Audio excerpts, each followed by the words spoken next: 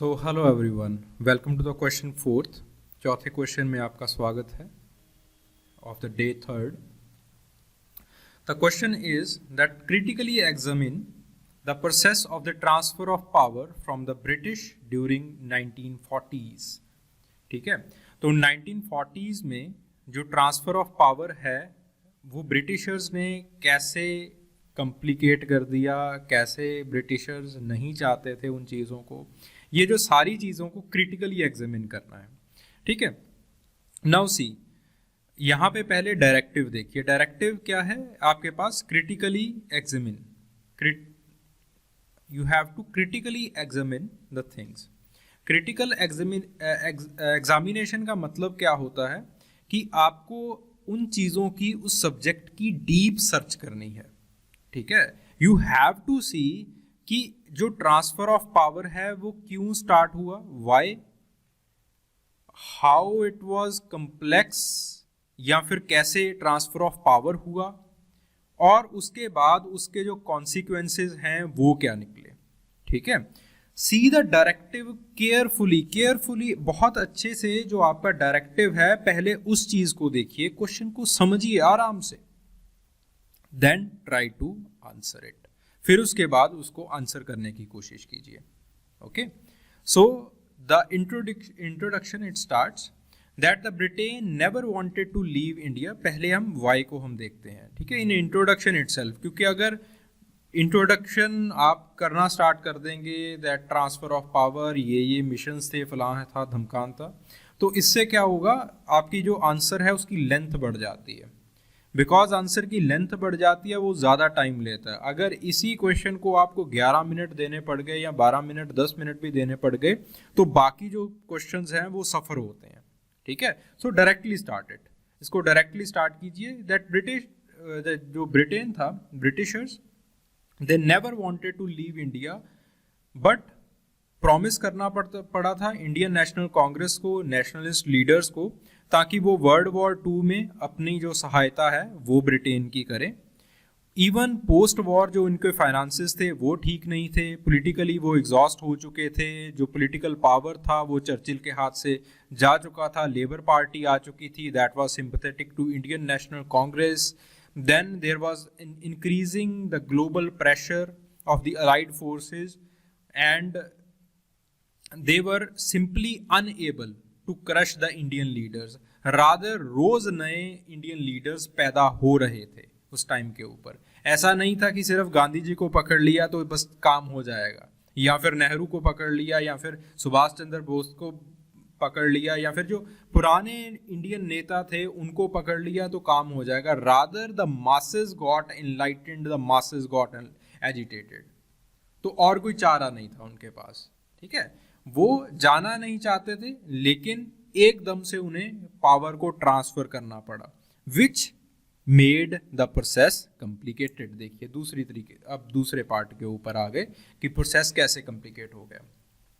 ठीक है, मिशंस ज्यादा यहां पे डिस्कस करने की जरूरत नहीं है, बिकॉज जो आपके क्वेश्चन का थीम है वो थीम क्या है? It is only transfer of power. तो डायरेक्टली आप कैबिनेट मिशन से स्टार्ट कर सकते हो, क्योंकि एक जो बहुत सिग्निफिकेंट ट्रांसफर ऑफ पावर का एक जो मिशन आया था वो बहुत सिग्निफिकेंट, वो कैबिनेट मिशन था। ठीक है, फिर उसके बाद जो चीज़ें हैं वो एस्केलेट होती गई, राइट्स हुए, जो भी हुआ उस प्रोसेस को हमें डिस्कस करना है, because that is critical for this particular question. ठीक है, बहुत सारे क्वेश्चंस में, बहुत सारी आंसर शीट में सिर्फ मिशंस को डिस्कस करके उन्होंने बंद कर दिया। But what about partition? जो मेन इश्यूज हैं वो तो पार्टीशन से शुरू होते हैं ना।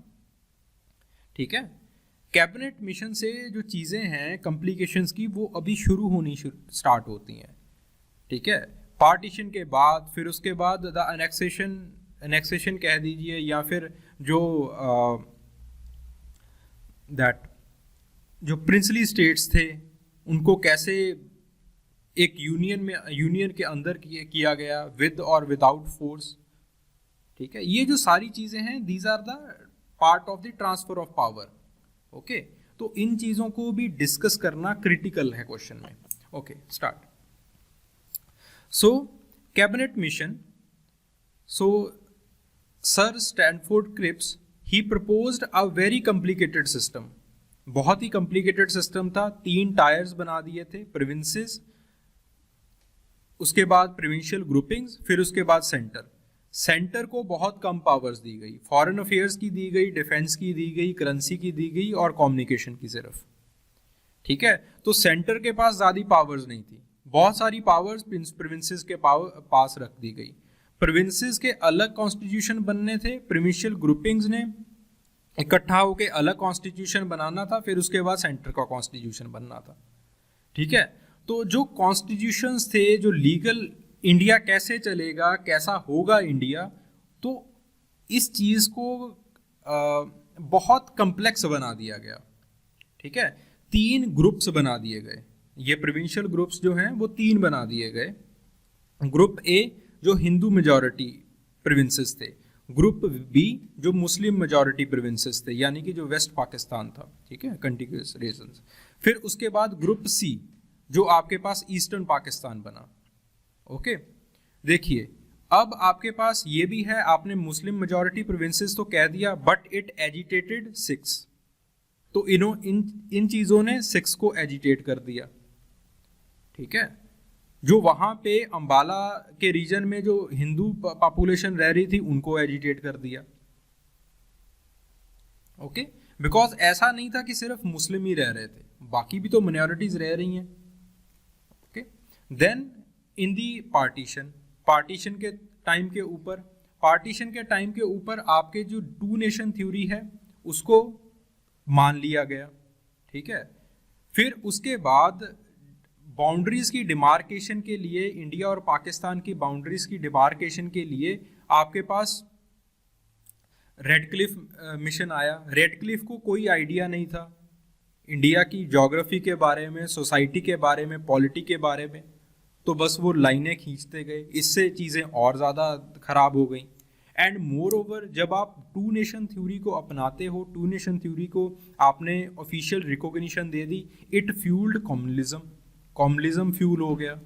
ठीक है, communism again it fuelled communal violence उसके साथ फ्यूल होनी स्टार्ट हो गई, which forced the migration of people.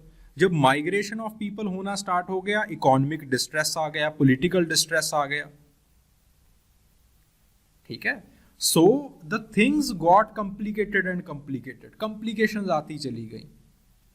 Then the autonomy to the provincial states, आपने प्रोविंशियल स्टेट्स को ऑटोनॉमी दे दी। लॉर्ड माउंटबेटन ने कह दिया कि आप अगर पाकिस्तान के साथ ज्वाइन करना चाहते हैं उधर ज्वाइन कर लीजिए, इंडिया के साथ ज्वाइन करना चाहते हैं इधर ज्वाइन कर लीजिए, अगर आपने इंडिपेंडेंट रहना तो कोई दिक्कत नहीं, इंडिपेंडेंट रह लीजिए।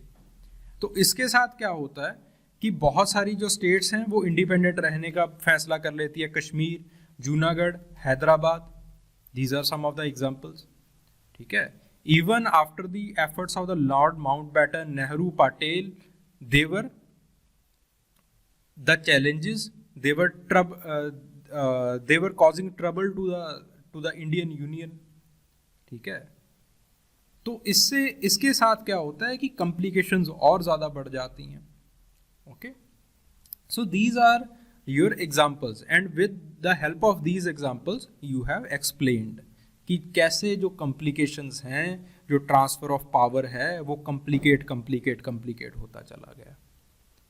ठीक है, A lot of the current day problems, जो आज की जो problems हैं, like enclaves with बांग्लादेश, क्योंकि जो आपके पास जो सर रेडक्लिफ का जो मिशन था उन्होंने प्रॉपरली चीज़ों को ड्रॉ नहीं किया, तो आज भी इनक्लेव्स हैं, आज भी हम उन प्रॉब्लम्स को सुलझा रहे हैं।